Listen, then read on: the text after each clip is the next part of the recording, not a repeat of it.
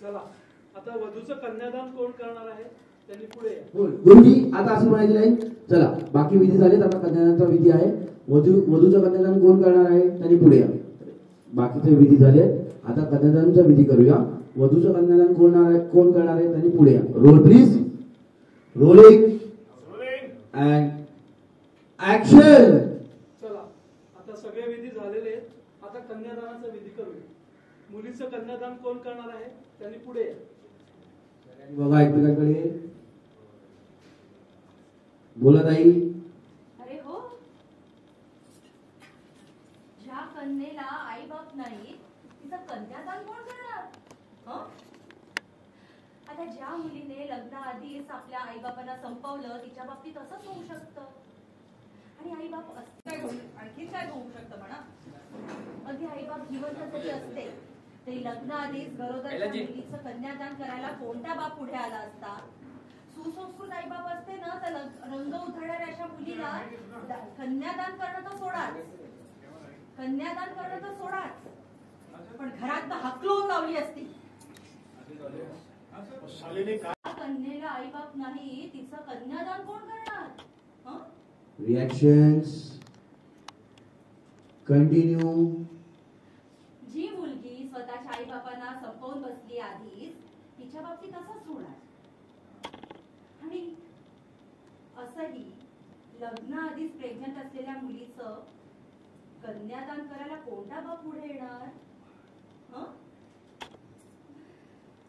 अशा घरात नकलवून देतील. सर शालिनी काय बोलताय तुम्ही? हे मी काही खोटं बोलतीये? एवढंसा जेव्हापासून आपल्या आयुष्यात आलीये तेव्हापासून आपल्याला फक्त त्रास, क्लेश आणि बदनामीच मिळालीये. आणि त्यात तुम्ही आपल्या सुजितचं लग्न हिच्याबरोबर ठरवत होता.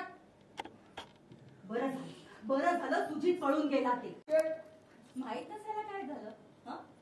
कन्यादान म्हणजे आपली मुलगी लग्नात नवऱ्या मुलाला दान करतात वडील.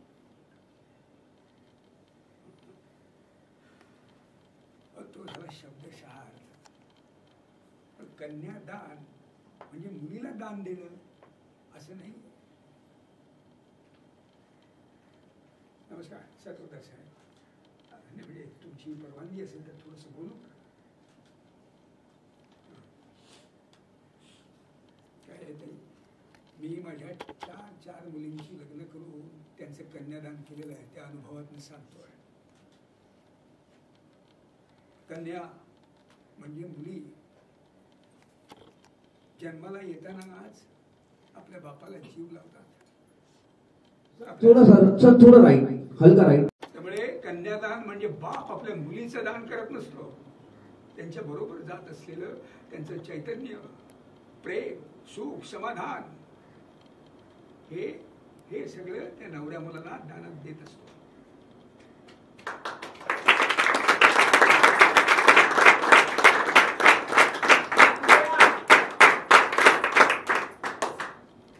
जात असलेलं चैतन्य, आपलं सुख, समाधान, त्या मुलींचं प्रेम हे सगळं त्या नवऱ्या मुलाला दानात देत असतो.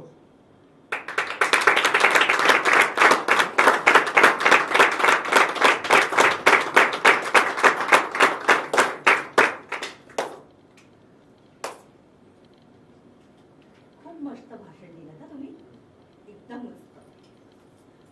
पण ह्या मुलीला बाप नाही हे तर मान्य करा ना तुम्ही. शेवटी उरला प्रश्न, हिचं कन्यादान कोण करणार?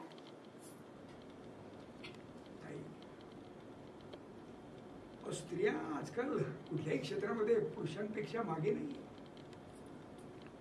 आई वडील नसलेल्या किंवा आई वडील एकमेकांपासून वेगळे झालेल्या सगळ्या मुलींचं स्त्रिया अगदी बापासारखंच संगोपन तर करतातच, पण त्यांना बापाचे संस्कार आणि प्रेम सुद्धा देतात.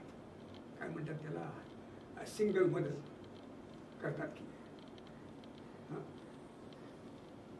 ओके, आता मस्त करेल.